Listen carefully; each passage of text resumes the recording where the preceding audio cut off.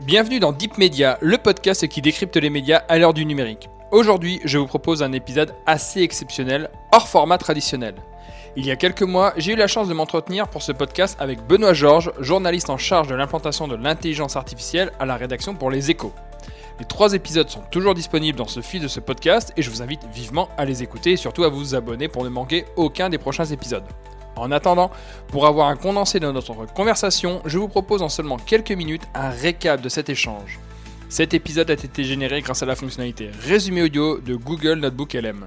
À présent, je vous laisse découvrir cet épisode et je passe la parole à mes deux co-AI-animateurs. Bonne écoute. L'intelligence artificielle dans une rédaction. Alors, simple gadget ou véritable révolution dans la façon de travailler? La question est vraiment sur toutes les lèvres. Pour essayer d'y voir plus clair, on s'est plongé dans une conversation passionnante avec Benoît Georges.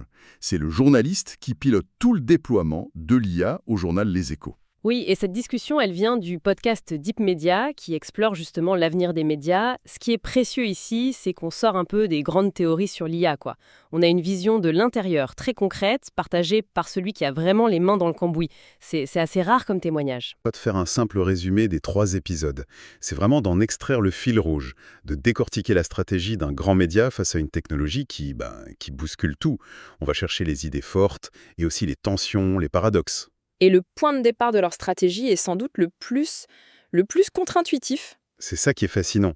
On s'attendrait à ce qu'un projet d'IA commence par un grand plan technique, le choix d'un logiciel. Mais Benoît Georges raconte que non. Chez eux, ça a commencé beaucoup plus simplement. Ils sont allés voir les journalistes et leur ont posé une question toute bête. Au quotidien, c'est quoi vos points de friction ? Qu'est-ce qui vous fait perdre du temps ? Une démarche qui part de l'humain et pas de la machine. Et c'est sans doute pour ça que leur approche a l'air de fonctionner, là où d'autres médias s'y sont un peu cassés les dents. Justement, il parle de 2 grandes phases d'adoption de l'IA dans la presse. La première, il le dit, a été un échec assez cuisant. Qu'est-ce qui n'a pas marché au juste ? C'était l'approche du remplacement. Des médias, surtout anglo-saxons, ont cru qu'ils pouvaient, un peu discrètement, remplacer des journalistes par des IA pour faire du contenu à bas coût. Des résumés de résultats sportifs, des bulletins météo. Le problème, c'est que ça s'est vu tout de suite. La qualité était médiocre, sans âme, et ça a surtout abîmé leur crédibilité. On ne trompe pas le lecteur si facilement. Exactement. La deuxième phase, celle des échos, est beaucoup plus mûre. Elle est pilotée par la rédaction elle-même, avec un but radicalement différent. Non pas remplacer, mais assister. Créer des outils qui libèrent du temps pour ce qui a une vraie valeur ajoutée. D'accord. Et donc concrètement, ça ressemble à quoi cette assistance pour un journaliste des Échos ? Les cas d'usage sont très très pragmatiques. Le premier point de friction qu'ils ont identifié, c'était la retranscription des interviews. C'est une tâche incroyablement longue et franchement fastidieuse. Du coup, ils ont mis en place un outil sécurisé, européen, Scribe, qui fait ça automatiquement. Ce sont des heures et des heures de gagner chaque semaine. Ok, ça c'est pour le travail en amont, mais est-ce que l'IA intervient aussi dans l'écriture ? Ah non. Pas pour écrire l'article, ça c'est une ligne rouge absolue. Mais une fois que le journaliste a fini son texte, là oui, l'IA peut aider. Directement dans leur logiciel de rédaction, ils ont intégré ce qu'ils appellent des prompts, des sortes de commandes toutes prêtes. En un clic, le journaliste peut demander à l'IA de lui proposer, disons, 5 titres différents, un résumé pour le web ou même un post LinkedIn. C'est une aide à la déclinaison. C'est un peu comme avoir un assistant éditorial ultra rapide sous la main en fait. C'est tout à fait l'idée. Et ça ne concerne pas que les rédacteurs. Ils donnent un exemple super parlant pour les infographistes. Parfois, ils reçoivent un graphique en images et ils doivent tout retaper à la main pour le refaire. C'est long, c'est pénible. Et là, un outil d'IA transforme l'image directement en fichier Excel. Le gain de temps est juste colossal. Il y a une anecdote qui est formidable et qui illustre parfaitement ça. C'est celle sur les secrétaires de rédaction, les SR. Ce sont un peu les gardiens du temple pour les titres. Et au début, ils n'étaient pas ravis de voir une machine débarquer pour faire leur métier. On peut les comprendre. C'est leur savoir-faire, leur art. C'est un peu comme si on proposait à un grand chef un robot pour créer ses sauces. Il y a une part d'artisanat, d'intuition. Ils ont dû voir ça d'un très, très mauvais œil. Au début, oui, mais Benoît Georges raconte la suite. Après quelques mois, ce sont ces mêmes SR qui sont revenus le voir. Et ils lui ont dit « Écoute, ton outil est pas mal pour les titres web, mais ils sont souvent trop longs pour le journal papier. Tu pourrais pas nous faire un prompt personnalisé juste pour nous, qui génère des titres plus courts, adaptés au format print ?» Et voilà, c'est là que la magie opère. L'outil n'est plus une menace imposée d'en haut, mais une extension de leur propre expertise. Ils se le sont appropriés. C'est la définition même d'une adoption réussie, organique. Ce qui prouve bien que ça ne peut pas marcher si on ne prend pas en compte la culture de l'entreprise. C'est le point fondamental. Et cette culture de confiance, ils l'ont bâtie sur 2 piliers. D'abord, la formation. Plus de 150 journalistes formés. Pas juste pour apprendre à cliquer sur un bouton, mais pour comprendre comment l'IA fonctionne et surtout quelles sont ses limites. Et le deuxième pilier, c'est que l'usage des outils est totalement optionnel. Il n'y a aucune surveillance, pas de flicage comme il le dit. Si on force ces gens et résiste, si on leur propose une aide, ils finissent par l'essayer, ne serait-ce que par curiosité. Tout à fait. Et le plus drôle, c'est que les premiers à se jeter dessus n'étaient pas forcément les jeunes geeks de la rédaction comme on pourrait l'imaginer. Ah non, j'aurais parié le contraire. Pas du tout. Il raconte que parfois, le super utilisateur, c'était un journaliste plus senior qui tout simplement détestait écrire les chapeaux. Vous savez, le petit texte d'intro. Il était ravi que l'IA lui en propose 3 versions en 10 secondes. Ça lui faisait gagner un quart d'heure en fin de journée. L'adoption, elle est liée à la résolution d'un problème très concret, pas à l'amour de la technologie. Donc en interne, l'IA semble être un allié formidable. Mais ce qui est fou, c'est que cette même technologie peut devenir une menace existentielle dès qu'on regarde à l'extérieur.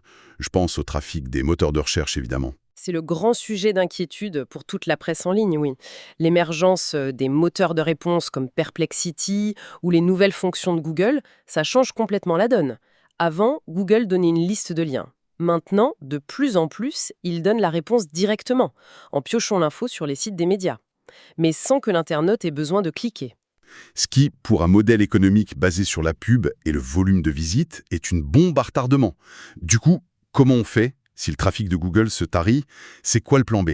La parade des Échos est très claire. C'est le renforcement du modèle par abonnement.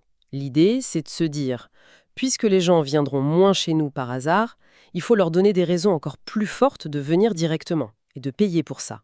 Il faut créer une valeur ajoutée exclusive. Et ils ont un projet très concret pour ça. Oui, et c'est sans doute le plus emblématique. Ils développent leur propre outil de questions-réponses, une sorte de chat GPT des Échos, si vous voulez, réservé aux abonnés et qui ne serait nourri qu'avec la totalité de leurs archives. C'est brillant, ça. Un lecteur pourrait poser une question économique très pointue du type quelles ont été les conséquences de la crise de 2008 sur le secteur bancaire français et obtenir une synthèse fiable, sourcée, basée sur 15 ans d'articles d'experts. Exactement. C'est une valeur immense qui justifie de payer un abonnement. Et on touche ici à un paradoxe qui est magnifique. La meilleure réponse à la menace de la technologie est souvent profondément humaine. Développer un peu cette idée. Différencier de la masse de contenu généré par l'IA, qu'il qualifie de moyennisé, un peu fade, les Échos investissent à fond sur l'incarnation humaine. Ils citent par exemple le succès de leur newsletter premium, écrite chaque matin par un journaliste vedette qui donne son analyse, son regard. Ce n'est pas un résumé automatique. Ce n'est pas juste de l'info, c'est de la perspective. Précisément. Ils mentionnent aussi leur podcast quotidien La Story, qui met en avant la voix des experts de la rédaction, ou encore dans leur application un format qui s'appelle 18h20, une sélection de l'actu faite par un humain avec un ton un peu décalé, personnel. La stratégie, c'est IA en coulisses pour être plus efficace, et on utilise ce temps gagné pour créer des produits éditoriaux à très forte signature humaine. C'est ça la vraie barrière contre la concurrence des algorithmes. Mais cette stratégie, elle soulève une question presque philosophique qui l'effleure dans l'entretien. Oui, une question démocratique même. Si l'info de base, celle des IA, devient gratuite et partout, tandis que l'info de haute qualité, vérifiée, analysée, incarnée, devient un produit premium, payant, est-ce qu'on ne risque pas de créer une information à 2 vitesses? Une pour ceux qui peuvent se la payer et une autre plus superficielle pour tout le monde? C'est une vraie question. C'est une pensée vertigineuse. Et ça nous amène à l'avenir du métier.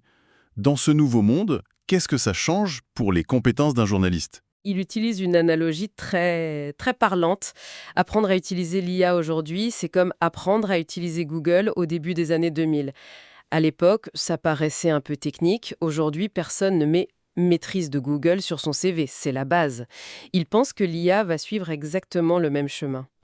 Il introduit aussi un concept qui m'a paru très prospectif.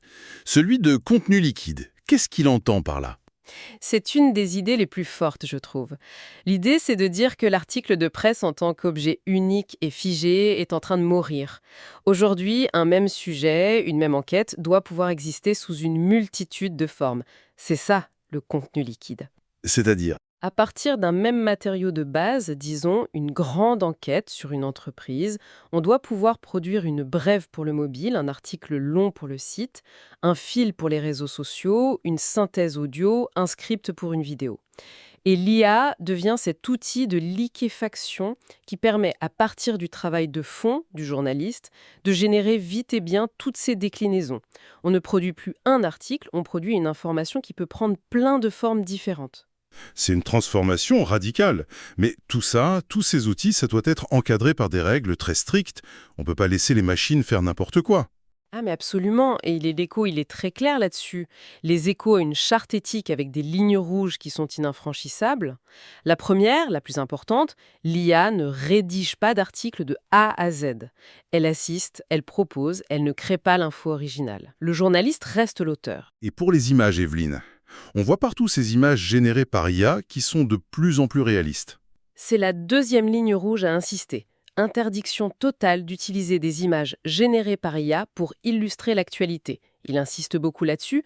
Le rôle du journalisme, c'est de montrer la réalité, pas une version fabriquée. Donc, les photos d'actu doivent être de vraies photos. Logique. Et au final, qui a le dernier mot, la machine ou l'humain ? Toujours l'humain. C'est le principe cardinal. L'IA peut proposer 10 titres, c'est un journaliste qui valide, qui modifie ou qui rejette. Et puis, dernier point, la sécurité des données. Pour éviter que des infos confidentielles se retrouvent dans la nature, ils privilégient des prestataires européens et ils utilisent une version sécurisée de ChatGPT propre au groupe LVMH qui garantit que leurs données ne sont pas utilisées pour entraîner les modèles publics. Alors, avec tout ça, s'il devait se projeter à, disons, 5 ans, à quoi ça ressemblerait ? Sa vision est assez surprenante. Il pense que dans 5 ans, on ne parlera quasiment plus de l'IA dans les rédactions. Ce sera devenu business as usual. C'est-à-dire ? Une technologie banale, intégrée, presque invisible, comme l'informatique ou Internet aujourd'hui. Un journaliste ne dit plus « je vais utiliser l'informatique pour écrire ». Il ouvre son ordinateur, c'est tout. Pour Benoît Georges, le but ultime de l'adoption d'une technologie, c'est quand on arrête de parler de la technologie elle-même. Si on devait synthétiser notre discussion, que retenir de l'expérience des échos ? Il me semble que la leçon principale, c'est que l'intégration de l'IA, c'est avant tout une affaire de stratégie humaine. Une implémentation pragmatique, qui part des besoins, une réponse stratégique qui renforce la valeur du journalisme de qualité, et une vision où la technologie, elle augmente les capacités sans jamais remplacer le jugement. Et pour moi, la tension la plus intéressante, c'est ce paradoxe central. Les échos utilisent l'IA en interne pour lutter contre les effets de l'IA externe. Ils s'en servent pour être plus efficaces, pour créer des produits à très forte valeur humaine et pour convaincre des lecteurs de s'abonner dans un monde où les IA grand public menacent de siphonner leur audience. C'est une sorte de judo stratégique. C'est fascinant. C'est une excellente image. Évidemment, là, on n'a fait qu'effleurer la richesse de cette conversation qui, je le rappelle, s'étale sur 3 épisodes. Absolument. On a dû survoler certains points. Pour celles et ceux qui veulent vraiment comprendre les détails, entendre toutes les anecdotes et la réflexion de fond, on ne peut que recommander d'aller écouter l'intégralité de l'interview de Benoît Georges. Et pour découvrir d'autres analyses aussi pointues sur l'avenir du secteur, pensez à vous abonner au podcast qui a mené cet entretien, Deep Media, qui est disponible sur toutes les plateformes. Pour finir, peut-être une pensée à méditer, Benoît Georges a introduit ce concept de contenu liquide.